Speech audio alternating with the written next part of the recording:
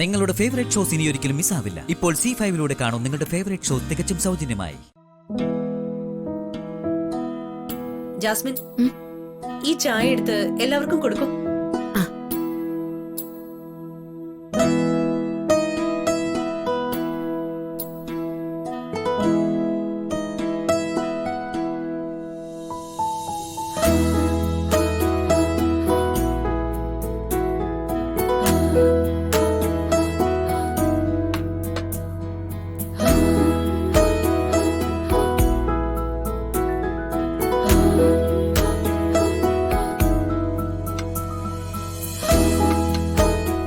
ചെക്കനിപ്പോ പെണ്ണിനെ നേരിട്ട് കണ്ടല്ലേ ഉള്ളൂ.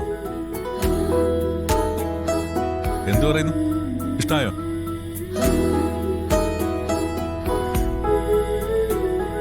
ഇനി ചെക്കനും പെണ്ണിനും എന്തെങ്കിലും നേരിട്ട് സംസാരിക്കാനുണ്ടെങ്കിൽ ആവാം. നിനക്ക് വല്ലത് സംസാരിക്കാനുണ്ടോടാ? ഏയ് ഇല്ല. എനിക്ക് സംസാരിക്കാനുണ്ട്. നിങ്ങൾ ചെന്ന് സംസാരിക്കേ. ഓക്കെ.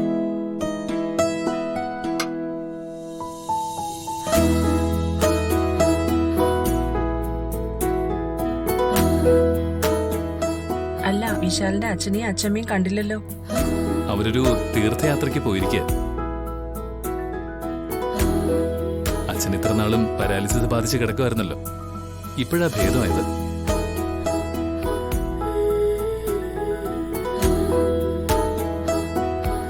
അച്ഛന്റെ അസുഖം ഭേദമാവുകയാണെങ്കിൽ അച്ഛനെയും കൊണ്ട് കുറച്ച് ക്ഷേത്രങ്ങൾ സന്ദർശിക്കാമെന്ന് അച്ഛമ്മ നേർച്ച നേർന്നിരുന്നു. ആ നേർച്ച നിറവേറ്റാൻ അച്ഛനും അച്ഛമ്മയും കൂടി പോയിരിക്കുക. അത് ശരി.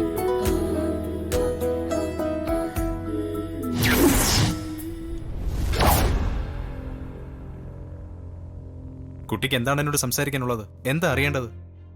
എടോടോടോ, അഭിനയിച്ചത് മതി.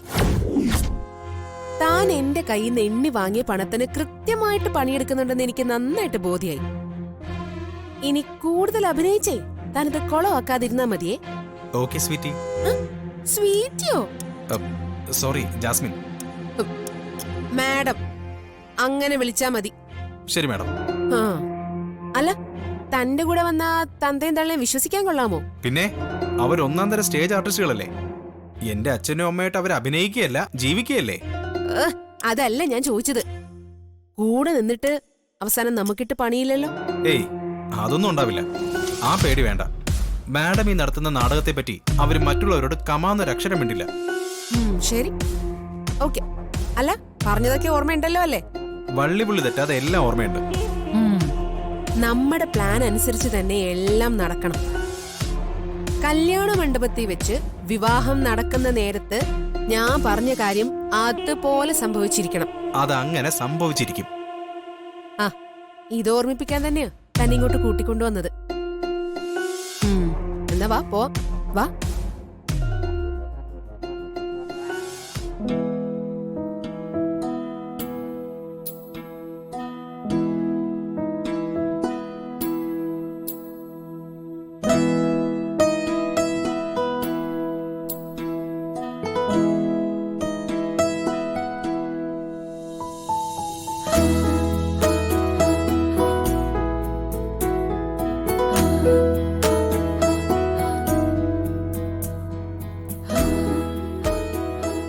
നിങ്ങൾ തമ്മിൽ പരസ്പരം സംസാരിച്ചിട്ട് എന്തായി? രണ്ടുപേർക്കും പരസ്പരം ഇഷ്ടപ്പെട്ടോ? ഇഷ്ടായി. ആദ്യ കാഴ്ചയിൽ തന്നെ എനിക്കിഷ്ടപ്പെട്ടു.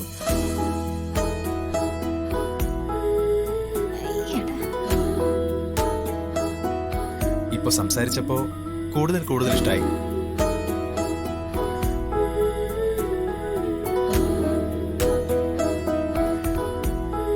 തുറന്നു പറഞ്ഞ ഞാൻ മനസ്സിൽ കണ്ടിരുന്ന പെൺകുട്ടി തന്നെയാ ജാസ്മിൻ.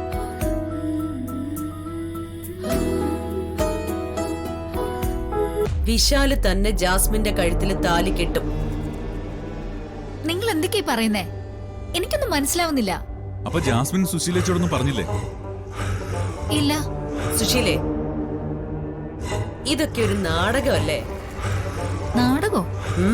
പറയാം.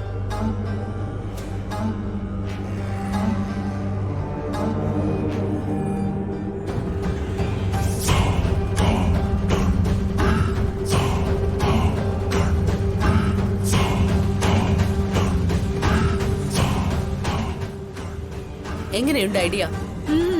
കൊള്ളാം, ഗംഭീരം.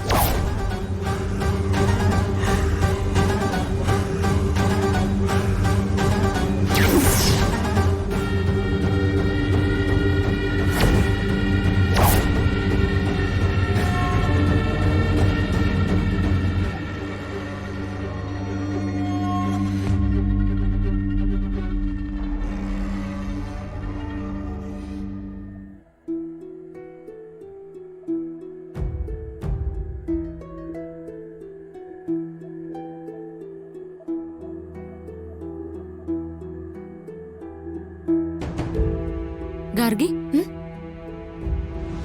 നീ എന്തോ വലിയ ചിന്തയിലാണെന്ന് തോന്നുന്നല്ലോ. ഞാനേ ജാസ്മിനെ പെണ്ണ് കാണാൻ വന്ന ചെക്കനെ കുറിച്ച് ചിന്തിക്കുമായിരുന്നു. എന്തു പറ്റി? ആ പയ്യനെ കണ്ടിട്ട് പാർവതിക്ക് എന്തു തോന്നുന്നു? എനിക്ക് അതവിടെ നിൽക്കട്ടെ. അല്ലെങ്കിൽ തന്നെ എന്റെ അഭിപ്രായത്തിന് ഇവിടെ എന്താ പ്രസക്തി? നിനക്ക് അയാളെ കുറിച്ച് എന്തോ പറയാനുള്ള പോലെ തോന്നുന്നല്ലോ. നീ അത് പറയ. എനിക്ക് അവൻ ആളത്ര പന്തി അല്ലാത്തതുപോലെയാ തോന്നുന്നേ. എനിക്കെന്തോ അവനെ അങ്ങോട്ട് ബോധിച്ചില്ല. അത് കൊള്ളാം. എന്റെ പൊന്ന് ഗാർഗി, നിനക്കല്ലല്ലോ അവനെ ബോധിക്കേണ്ടത്, ജാസ്മിൻ അല്ലേ? ജാസ്മിന് അയാളെ ബോധിച്ചല്ലോ, പിന്നെന്താ? അവൾക്ക് ബോധിക്കുകയോ ബോധിക്കാതിരിക്കുകയോ ചെയ്തോട്ടെ. പക്ഷേ അവൻ ആളത്ര ശരിയല്ല. അവന്റെ ബോഡി ലാംഗ്വേജിലൊക്കെ ഒരു വശപ്പിശക്. മാത്രമല്ല, ജാസ്മിനെ കണ്ട ഉടനെ തന്നെ ഒന്നും ആലോചിക്കാതെ അവൻ വിവാഹത്തിന് സമ്മതിക്കുകയും ചെയ്തു. അതൊരു പക്ഷേ അവൻ ജാസ്മിന്റെ സൗന്ദര്യത്തിൽ മയങ്ങിയതുകൊണ്ടാണെങ്കിലോ? പിന്നെ ഇതൊന്നുമല്ല, അവനൊരു ഫ്രോഡ് തന്നെയാ. അവനെ ഞാൻ എവിടെയോ കണ്ടതുപോലെ. അവനെ ഞാൻ എവിടെയാ കണ്ടത്? എവിടെയോ കണ്ടിട്ടുണ്ട്.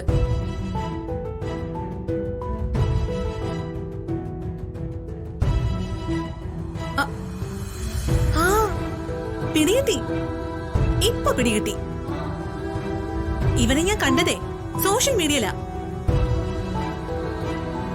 ഇവൻ പെണ്ണുങ്ങളെ പറ്റിച്ച് പണം തട്ടിയെടുക്കുന്നവനാ. ഇതവൻ തന്നെ, ഇതവൻ തന്നെയാ. ഉറപ്പാണോ? ഉറപ്പ്, ഉറപ്പ്. എന്നാ പിന്നെ അവനെ വെറുതെ വിടാൻ പാടില്ലല്ലോ. പാടില്ല. ഇവനെ പൊക്കണം. പാർവതി എന്റെ കൂടെ നിൽക്കൂ. ഞാനുണ്ട് നിന്റെ ഒപ്പം. ഡൗൺലോഡ് ചെയ്യൂ C5 ആപ്പ്. കാണൂ എല്ലാ എപ്പിസോഡുകളും സൗജന്യമായി.